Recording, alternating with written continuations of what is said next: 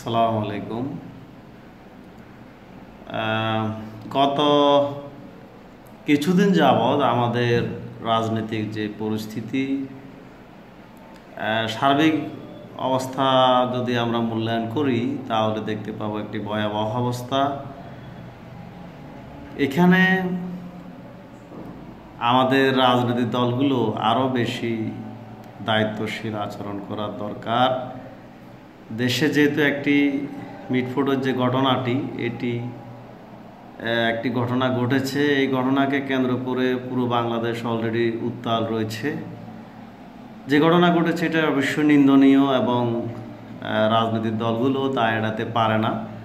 তো তাৎক্ষণিক বিএনপি থেকেও আমরা দেখতে পেলাম তারা কিছু ব্যবস্থা গ্রহণ করেছে এবং সেটিও প্রশংসনীয়।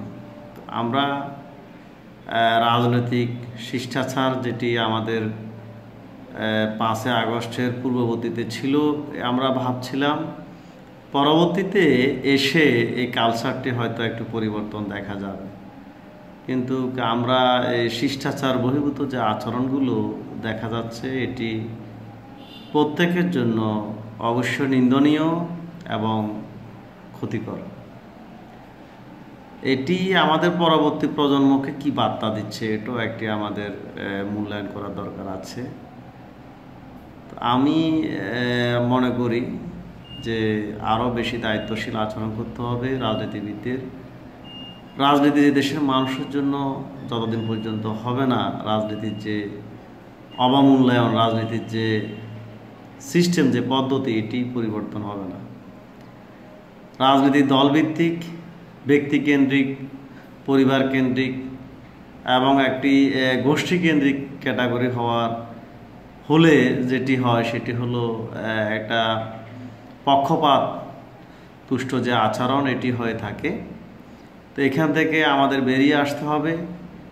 আমরা যে সংস্কার, আমরা যে বিচারহীনতা, একটা অবিচার ক্যাটাগরি ছিল, এই জায়গা থেকে বেরিয়ে আসতে হবে এবং এখান থেকে আমাদের জাতিকে বের করে নিয়ে আসতে হবে।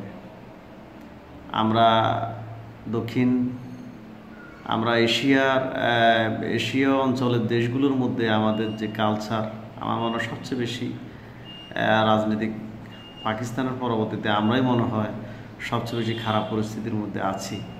তো আমাদের এই ব্যবস্থাগুলো আমাদের অবশ্যই দূর করতে হবে এবং আমরা দায়িত্বশীল আচরণ করতে হবে, তবেই কেবল আমাদের এই স্বস্তিটা ফিরে আসবে। তো আমরা যে ঐক্য গড়েছি, এই ঐক্যকে সামনের দিকে এগিয়ে নেওয়ার জন্য আবার প্রত্যেকের মধ্যে একটি সমঝোতা এবং সহনশীলতা আমাদের লক্ষণীয়। ধন্যবাদ। আশা করি রাজনৈতিক দলগুলো অবশ্যই সহনশীল একটি আচরণ করবেন। সহনশীল আচরণের মধ্যেই কেবল স্বস্তি এবং শান্তি বিদ্যমান। ধন্যবাদ।